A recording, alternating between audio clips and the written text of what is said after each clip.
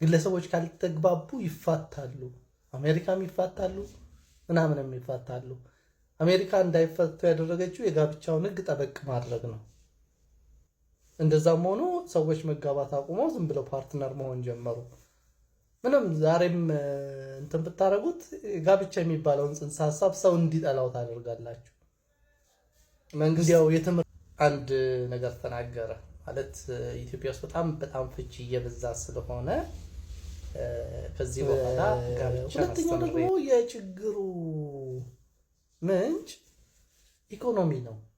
ኢትዮጵያ ኢኮኖሚ የተረጋጋች በነበረችበት ጊዜ መብላትና መጠጣት ኢሹ ባልነበረበት ጊዜ የጋብቻ ኢሹም አልነበረ። ሳይኖርም ማግባት ክልክል ነው። ትንሽ ሰርቶ ነው ማግባት። ዋናው እምነት ነው፣ ዋናው ፍቅር ነው የሚባል ነገር የለም። እንዴ ስራም ያስፈልጋል። ሞኛችሁ መሰለኝ። አዳምና ሔዋንን አትመለከትም እንዴ? አዳም እኮ ስንት ድግስ ዞን ያገባ ሔዋን እግዚአብሔር አንድ ነገር ተናገረ ማለት ኢትዮጵያ ውስጥ በጣም ፍቺ እየበዛ ስለሆነ ከዚህ በኋላ ጋብቻን አስተምሬ ነው የማጋባው ምናምን ነገር ብሎ ከሀገር ሽማግሌዎች፣ ከቤተ ክርስቲያን አባቶች፣ ከመስጂድ ዑለማዎች ጋር ሆኜ እሰራለሁ ብሎ መግለጫ ወጣ። ሁለት ነገር ልናገር። የመጀመሪያው የመንግስት ማንዴት አይደለም ጋብቻን ማስተማር። መንግስት ህግ ማውጣት ነው እና ህጉን አዌር ያደርጋል። ለማንም ሌላውን ህግ አዌር እንደሚያደርገው የጋብቻ ህግን ያወጣል። የጋብቻ ህግን አዌርነስ ሲሰጥ ልክ ሌላው ህግ ላይ እንዳለው ተመሳሳይ እንጂ መንግስት እኔን መጥቶ ስለ ጋብቻ ሊያስተምረኝ ይሄ ዲክታተር ነው እንዴ ማለት ኤቭሪቲንግ እኔ የምልህን ይሆን ምናምን ነገር። እኔ ኤቲስት ነኝ ልበል። እንዴት ብሎ ነው መንግስት እኔን ስለ ጋብቻ በሀገር ሽማግሌ ወይም በቸርች ወይም በመስጂድ የሚያስተምረኝ? ሰው ህግ ነው የሚያወጣው። ህጉን ጠበቅ ማድረግ ካስፈለገ። ሁለተኛው ደግሞ የችግሩ ምንጭ ኢኮኖሚ ነው። ኢትዮጵያ ኢኮኖሚ የተረጋጋች በነበረችበት ጊዜ መብላትና መጠጣት ኢሹ ባልነበረበት ጊዜ የጋብቻ ኢሹም አልነበረ። ሶ የቤት እንትን ነው ችግሩ፣ የመኖሪያ ቤት ነው ችግሩ። መንግስትዬ 6000 ብር ደሞዝተኛ ኮንዶሚኒየም ልግዛ ብል 4 እና 5 ሚሊዮን ብር ነው እና እንደ መንግስት ኢኮኖሚ ላይ ስራ አርፈ እኛ ስለ ጋብቻ እንድታማክረን አይደለም መንግስት ያደረግነ፣ ወይም ደግሞ ጋብቻ ትምህርት እንድታስተምር አይደለም። እኔ ይገርመኛል ይሄ ጥቃቅን ነገሮች ላይ የምትርመጠመጡት ነገር ብዙ አይገባኝም። ጋብቻ ትንሽ ነው እያልኩኝ አይደለም። ጋብቻ የግለሰቦች ጉዳይ ነው። ግለሰቦች ካልተግባቡ ይፋታሉ። አሜሪካም ይፋታሉ፣ ምናምንም ይፋታሉ። አሜሪካ እንዳይፈቱ ያደረገችው የጋብቻውን ሕግ ጠበቅ ማድረግ ነው። እንደዛም ሆኖ ሰዎች መጋባት አቁመው ዝም ብለው ፓርትነር መሆን ጀመሩ። ምንም ዛሬም እንትን ብታረጉት ጋብቻ የሚባለውን ጽንሰ ሐሳብ ሰው እንዲጠላው ታደርጋላችሁ። እንዲያው የትምህርት ችግር ያለብን የግንዛቤ ችግር ያለብን ይመስል አስተምሬ ነው ማጋባው ምናምን ትሉናላችሁ። የኛ ችግር የኢትዮጵያን ችግር ኢኮኖሚ ነው፣ ገንዘብ ነው፣ መኖሪያ ቤት ነው፣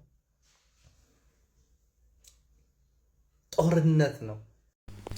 የፍቺ ጉዳይ ይሄን ያህል እንግዲህ በመንግስት ደረጃ ካሳሰበውና እውነትም የኢትዮጵያ ጋብቻ በዚህ ልክ ቀድሞ ከምናውቀው ከከበረው የጋብቻ ህይወት ወርዶ በየ6 ወር በየ3 ወር የሚፋቱ ባልና ሚስቶች ወይም ደግሞ ትዳሮች ያየንበት ባለነው ዘመን መንግስት በዚህ ልክ አሳስቦት የፍቺን ነገር ይቃወማሉ ብሎ ከተነሳ የመጀመሪያውና የመጨረሻው ጥያቄ የሚሆነው ኢኮኖሚውን ማረጋጋት ነው። ለፍቺ በዋነኝነት እየዳረገ ያለው ዋናው ነገር ኢኮኖሚ ነው። ለፍቺ መዳረግ ብቻ ሰውን ወደ ጋብቻ ህይወት እንደገባ ያደረገው የኢኮኖሚ አለመረጋጋት ነው። ምክንያቱም ቤት ተከራይቶ ለመኖር ቤት ለመስራት ቤት ለመገንባት ብቻ አይደለም። ቤት ተከራይቶ እንኳን የቤት የሚያስፈልጉ ቁሳቁሶችን ለማሟላት እንኳን እጅግ በጣም ምጥ ከባድ የሆነበት ጊዜ ስለሆነ ማለት ነው። በተለይ ደግሞ በኪራይ ቤት ሲሆን እስቡት በጣም ብዙ ዋጋ ያስከፍላልኝ።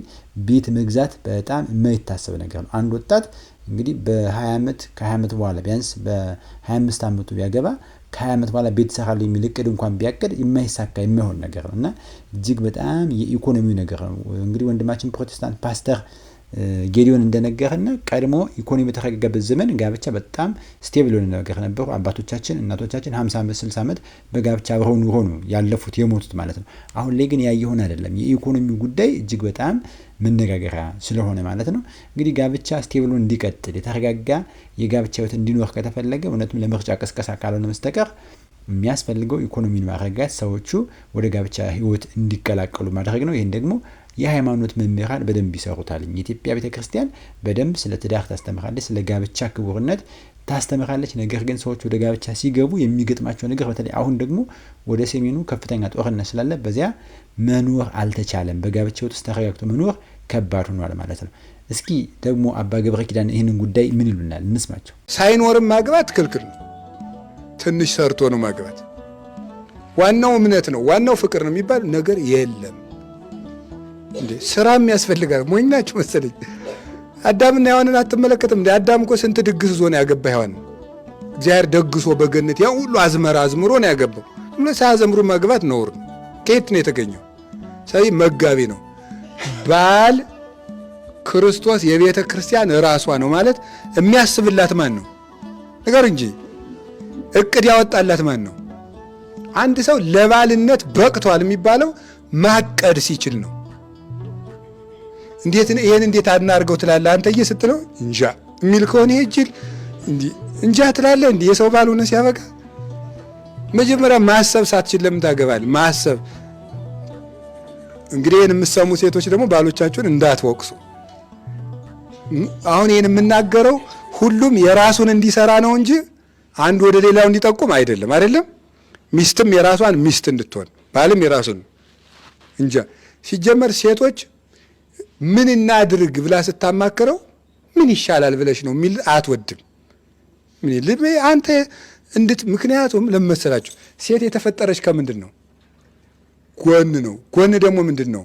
መጠጊያ ነው። ሴት የምትጠጋበትን ነው የምትፈልገው፣ እሱ የሚመራትን ነው የምትፈልገው። እንዲህ ነው እንደዚህ ነው ደግሞ ለነገ እንዲያቅጃለሁ ለከርሞ እንደዚህ ሲል ይሄ ነው ጀግናው ትላለች ማለት ነው። ክርስቶስ ለቤተ ክርስቲያን ንድፍ አውጥቶላታል አይደለም እንዴ? አቅዶላታል። ትንቢተ ነቢያትን አቀደላት፣ ወንጌልን አቀደላት፣ የሊቃውንትን ትርጓሜ አቅዶ ስርዓት የሰራላት እሱ ነው። ምንድን ነው ዘይሁ መራ ለቤተ ክርስቲያን አይደለ? ዘተቀላላት ምዕራፈ ስብሐት ሃይማኖት የምስጋና ማረፊያ ላደረጋት ለቅድስት ቤተ ክርስቲያን ቅን መሪ የሚሰጣት እሱ ነው። ቤተ ክርስቲያንን ስርዓቷን ሰርቶ የሚያስተዳድራት እሱ ነው። ሀጋጊ ህግ የሰራላት እሱ ነው። የሚያስተዳድር ልበሰፊ የሆነ ነገና ዛሬን ትናንትና ዛሬን አገናኝቶ የሚያይ መሆን አለበት። ስለዚህ በአጭሩ ግን ልነግራችሁ የፈለግኩት ትዳር ትልቅ ነው። ማን ተገንቶበታል ነው? ክርስቶስና እመቤታችንና ቅዱሳን። ስለዚህ ባለ ትዳሮች ምን ማለት ክርስቶስን በቁርባን ተቀብለው እመቤታችንን አማላጅ አድርገው በሐዋርያት ፈንታ ደግሞ ካህናት የባረኩት ምን ይባላል ነው? ትክክለኛ ሰርግ ነው። ሐዋርያት ያልጠረጠሩበት ሰርግ አይደለም ማለት ካህናት ያልባረኩት ሰርግ አይደለም ማለት። ቅዳሴ ተቀድሶ ያልተጋቡት ጋብቻ አይባልም። አሁንም ያልቆረባችሁ ቁረቡ። እግዚአብሔር በዓለም ያሉ በትዳር ያሉ ወንድሞቻችን እህቶቻችንን ሁሉ ይባርክልን። ቃለ ሕይወት ያሰማልን። ርዕሰ ሊቃውንት አባ ገብረ ኪዳን እንግዲህ እንደሰማችሁት ሳይኖርም መጋባት ከባድ ነው። ኢኮኖሚ ቢረጋጋ ሰው ባለው ልክ በመጠኑ ባለው በሚኖርበት ህይወት ውስጥ ወደ ጋብቻ መግባት ይችላል። ወደ ፍቺ እንዳያመራ ይዳርገዋል ማለት ዛሬ በተለይ በዚህ በጦርነቱ ምክንያት የማይሰማ ፍቺ የለም ማለት ነው። በጣም ብዙዎች ወደ ፍቺ የሚያመሩበት ምክንያት ህይወት እየከበዳቸው መኖር እየከበደ እንዲሁም አንድ ወዳጅ መብሎኛል ባለቤቴን በጦርነቱ ምክንያት በጣም ብዙ ኢኮኖሚው መንገጫገጭ ስለገጠመው ባለቤቴን በቃ ይሄ ጊዜ እስኪያልፍ አንቺም ከቤተሰቦች ጋር ሁኚ እኔም ከቤተሰብ ጋር ሁኚ ብሎ አሰናብትኳት ብሎ እያለቀሰ አወራኝ ብሎ ያለኝን አስታውሳለሁ። እና እንዲህ ያሉ ነገሮች የሚፈጠሩት በኢኮኖሚ ነው በዋነኝነት አሁን ባለንበት ሁኔታ ማለት ነው። የፍቺ ሁሉ ምክንያት ኢኮኖሚ ነው ባንልም፣ ነገር ግን ዋናው ምንጩ የኢኮኖሚ መሆኑን መገንዘብ ያስፈልጋል። ምርጫ ደርሷል። ለምርጫ ፕሮፓጋንዳ እንዲሆን ነው ይሄንን ህግ ያመጣ ነው ካላችሁ ይሄ የማይሆን የሚያስጠላ ፕሮፓጋንዳ ነው። እኔ መንግስት ጋብቻን ማስተማር ማንዴቱ ነው ብዬ አላምንም፣ ወይም ቅድሚያ ስራው ነው ብዬ አላምንም። ስለዚህ ለእንትን ተውላቸው፣ ለሃይማኖት ተቋማት ተውለት ይሄንን ነገር። የሃይማኖት ተቋሞች በደንብ እየሰሩ በነገራችን ላይ ፍቺ በመማር ጥረት ቢሆን ፕሮቴስታንት አይፋታም ነበር። እኔም ማቅ ማለት 3 ወር 2 ወር ነው ወጥረው የሚያስተምሩት ፕሮቴስታንቶች። ጋብቻ ላይ ትልቅ እንትን ያላቸው እና አንድም የሚፋታ ፕሮቴስታንት ባልኖረ ነበር በትምህርት ቢሆን።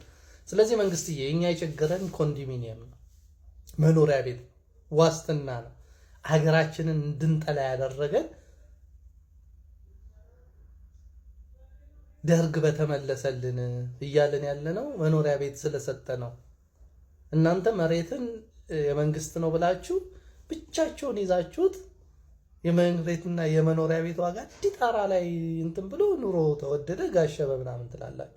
መሬትን ለቀቅ አድርጎ እንደ ደርግ መኖሪያ ቤት ስሩልን፣ ስጡን፣ እኛ እንስራ። የኛ ችግር ሌላ፣ የእናንተ ወሬ ሌላ እና የሚያስጠላ ዜና ብዬ ነው ያለው።